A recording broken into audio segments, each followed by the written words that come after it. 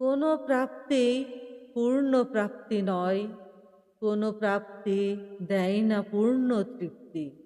সব প্রাপ্তি ও তৃপ্তি লালন করে গোপনে গহীনে তৃষ্ণা তৃষ্ণা তৃষ্ণা।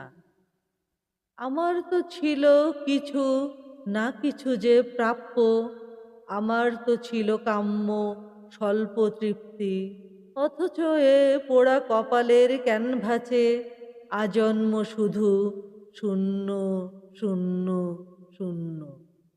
তবে বেঁচে আছি একা নিদারুণ সুখে, অনাবিষ্কৃত আকাঙ্ক্ষা নিয়ে বুকে, অবর্ণনীয় শুশ্রূষাহীন কষ্টে যায় যায় দিন ক্লান্ত ক্লান্ত ক্লান্ত।